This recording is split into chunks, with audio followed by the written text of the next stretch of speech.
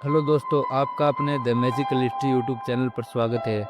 दोस्तों, आज हम आपको भारत का सबसे रहस्यमय किला, जिसको भानगढ़ का दुर्ग या फिर मोस्ट गोस्ट प्लेस बोला जाता है।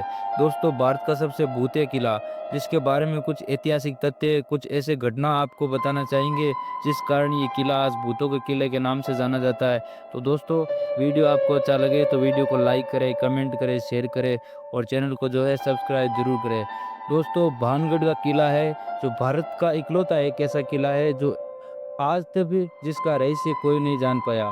और इस किले के कई अलग अलग नाम माने जाते हैं दोस्तों, जैसे मोस्ट गोस्ट प्लेस, रहस्यमय किला, भूतों का किला। इसी के साथ दोस्तों, इस किले का जो इतिहास है वो काफ़ी पुराना माना जाता है।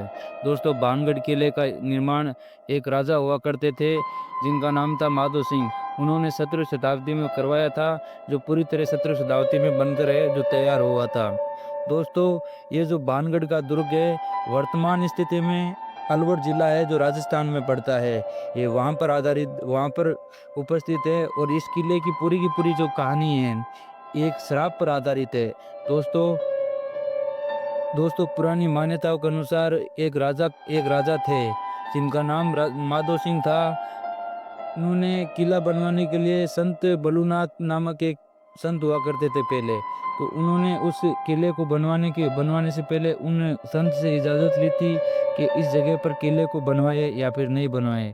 तो दोस्तों, ऐसा बोला जाता है मान्यता के अनुसार उन संत ने उस राजा को इजाज़त तो दे दी, लेकिन उस संत ने उस राजा को एक शर्त रखी थी कि ये किला बनने के बाद में इस किले की जो छाया है, जिसको परछाई बोलते हैं, वो मेरी जगह जहाँ पर मैं रहता हूँ, जिस ऊपर मैं निवास स्थल में रहता हूँ, वहाँ पर नहीं पड़नी चाहिए।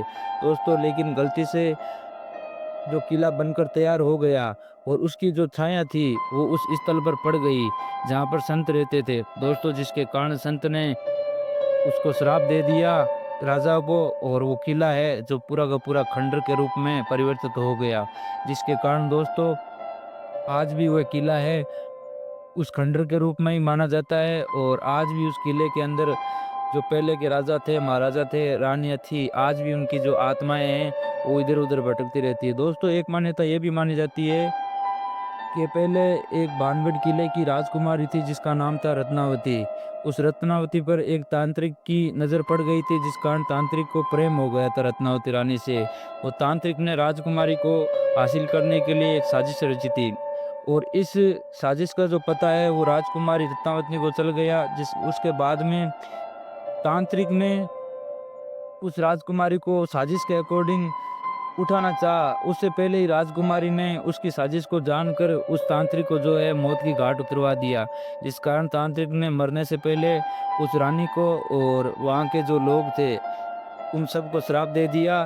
जिस कारण दोस्तों, आज भी उस श्राप के वह भागी है और आज वो किला है खंडर के रूप में बना हुआ है, जहाँ पर लोग तरह तरह के रहस्य में जानने के लिए, तरह तरह की वहाँ की चीज़ें हैं जो जानने के लिए लोग अक्सर जाया करते हैं। लेकिन दोस्तों, इस किले के बारे में ऐसा भी बोला जाता है, आज भी रत्नावती की जो आत्मा है और काफ़ी लोगों की जो आत्मा थी उस किले में इधर-उधर भटकती है।